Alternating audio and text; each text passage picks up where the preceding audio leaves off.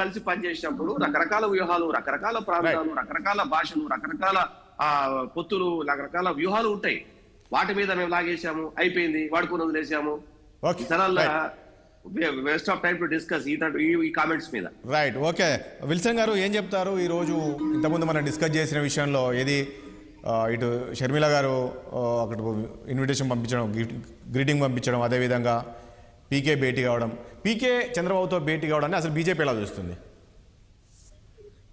Good evening Rajesh గారు, మీకు ప్యానల్లో ఉన్న పెద్దలు తులసిరెడ్డి గారికి, అదేవిధంగా విద్యాసాగర్ గారికి, అదేవిధంగా వెంకటరెడ్డి గారికి, అందరికీ శుభ సాయంత్రం. అదే సమయంలో రాష్ట్రంలో ఉన్న క్రైస్తవ సోదరులందరూ కూడా క్రిస్మస్ శుభాకాంక్షలు. ఇక్కడ గ్రీటింగ్స్ పంపడం అనేది ఆమె వ్యక్తిగతం అండి. షర్మిల గారు మొదటి నుంచి ఆమె జగన్మోహన్ రెడ్డి గారి కంటే ఆమె అన్న గెలుపు కోసం పనిచేసినప్పటికీ కూడా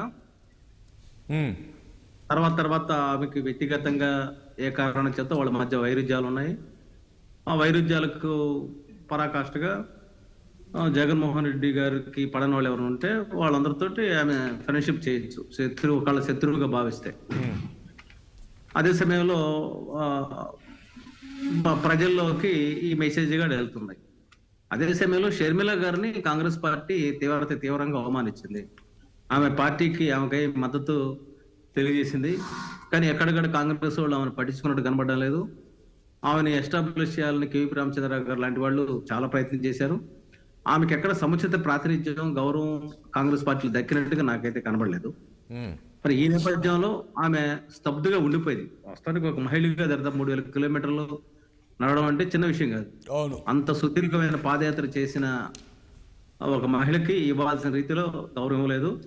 అదే సమయంలో జగన్మోహన్ రెడ్డి గారికి ఆంధ్రప్రదేశ్ లో తన అన్న పరిపాలన చేస్తున్నాడు కాబట్టి తను ఆంధ్రప్రదేశ్ కు పోదలుచుకోవాలి.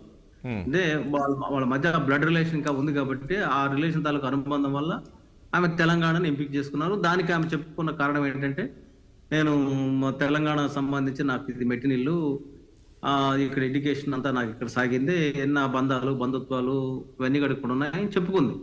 కానీ బట్ తెలంగాణలో ఉండే సెంటిమెంట్ని బట్టి అప్పటి నుంచి అనుకున్నాం, అందరూ అనుకుంది. ఇక్కడ ఎంత రాజన్న కూతురైనప్పుడు కూడా తెలంగాణలో ఎమోషన్స్ వీటన్నిటిని దృష్టిలో పెట్టుకొని ఇక్కడ ఆమె విజయం సాధించడం కష్టం అనుకున్నాము.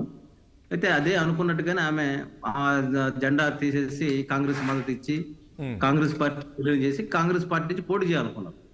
పోటీ చేయాలి, ఈ భవిష్యత్తులో తనకు అడ్డం అనుకున్నాడో లేకపోతే ఏమనుకున్నాడో రేవంత్ రెడ్డి ఆమె రాకుండా నివారించాడు. అదే సమయంలో ఢిల్లీ వాళ్ళు కూడా ఆమెతో చర్చలు జరిపి కూడా ఒక రకంగా చెప్పాలంటే ఆమెకి దారుణమైన అవమానం జరిగింది. ఇంకా తర్వాత ఆమె మళ్ళీ కాంగ్రెస్ లోకి పోతే అది అమాయకత్వంతో కూడుకున్న ప్రకటన అవుతుంది, అందులో ఇంకోసారి లేదు.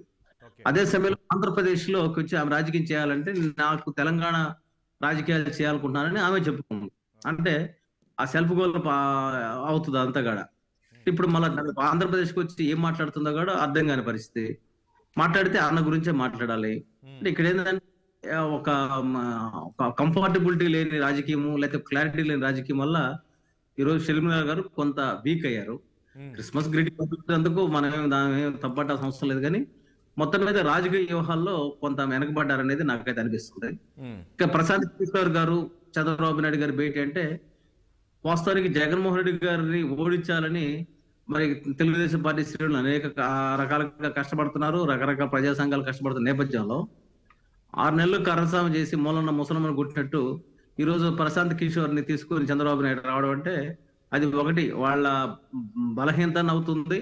అదే సమయంలో ఏదో శత్రువుని నేను నియంత్రించినట్టుగా ఉండాలని అనుకోవడం అని అవుతుంది. ఇదంతా ఏంటంటే వాళ్ళ పార్టీ పడ్డ కష్టాన్ని మొత్తం రేపు ఒకవేళ ఏదైనా విజయాలు ఎవరికన్నా చెందితే ఆ విజయాల్లో మరి కష్టపడ్డ క్యాడర్ కాకుండా ప్రశాంత్ కిషోర్ కి ఒక పాత్ర కల్పించడం అంటే ఒక రకంగా చెప్పాలంటే అది ఎంతకాలం వాళ్ళు చేసిన సర్వీస్ కి లేకపోతే వాళ్ళు చేసిన పోరాటానికి అది అర్ధరహితం. మొదటి నుంచి కూడా స్టేబుల్ గా ఆంధ్రప్రదేశ్ రాజకీయాల్లో వైసీపీ గానీ భారతీయ జనతా పార్టీ కానీ స్టేబుల్ గా ఉన్నారు. వాళ్ళు మొదటి నుంచి ఒకే స్టాండ్ లో ఉన్నారు. ఆ స్టాండ్ మేరకే వాళ్ళు ముందుకెళ్తా ఉన్నారు.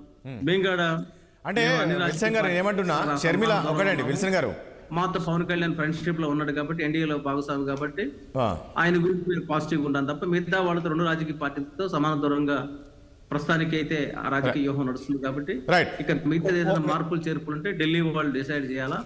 ఢిల్లీ పార్లమెంట్ బోర్డు ఏదైతే డిసైడ్ చేస్తుందో దాన్ని మేము హానర్ చేసి మేము ముందుకు వెళ్తాం. ఆ మేరకు వెంకటరెడ్డి గారు భారతీయ జనతా పార్టీ శ్రేణులు పనిచేస్తే ఇప్పటికే భారతీయ జనతా పార్టీ అనేక రకాలుగా అనేక కార్యక్రమాలు తీసుకొని ముందుకెళ్తుంది. పురంధేశ్వరి గారు ఆంధ్రప్రదేశ్ ప్రజలు చైతన్యం చేయడానికి జగన్మోహన్ రెడ్డి గారి ప్రభుత్వం పద్యం కావచ్చు, అదేవిధంగా ఇతరాతర సహజ వనరులు కావచ్చు, ఏ విధంగా లూటీ జరుగుతుంది, ఓకే అండి, మళ్ళీ వస్తాను విల్సన్ గారు, మళ్ళీ వస్తాను విల్సన్ గారు, మళ్ళీ వస్తాను వెంకటరెడ్డి గారు, ప్రజలకు ప్లీజ్ మళ్ళీ వస్తాను విల్సన్ గారు. వేదిక ఒక భారతీయ జనతా పార్టీ చెప్పడానికి మేము మా వంతు మరి కృషి చేస్తున్నాము. కాబట్టి ఇక్కడ మేమేంటంటే మిగతా వాళ్ళ రాజకీయ వ్యూహాల కంటే మేము ఎలా బలోపేతం కావాలని బీజేపీ వ్యూహం. అందులో భాగంగా నరేంద్ర మోడీ గారి హయాంలో అనేక పథకాలు తీసుకొస్తే ఆ పథకాలకు సంబంధించి విల్సన్ గారు ఒక్క నిమిషం మళ్ళీ వస్తాను. విల్సన్ గారు ఓకే వస్తానండి. పోతున్న పరిస్థితుల్లో విల్సన్ గారు హయాంలో ఈ డెవలప్మెంట్ ఉంది, ఏది ఆయుష్మాన్ బాగుంది, ఇస్తున్నాము, ఉజ్వలా ఇస్తున్నాము, అదే ఇతర పథకాలు ఇస్తున్నాము, రోడ్లు ఇస్తున్నాము. విల్సన్ గారు మళ్ళీ వస్తాను, ప్లీజ్ మళ్ళీ వస్తాను. మీరు ఒకటండి, మీరు మీ సెంట్రల్ గవర్నమెంట్ నుంచి ఈ పథకాలు వస్తున్నాయి, ఆ పథకాలు వస్తున్నాయి మీరు చెప్పడం వరకు ఉంది కాబట్టి మీరు ప్రజల్లోకి విల్సన్ గారు మీరు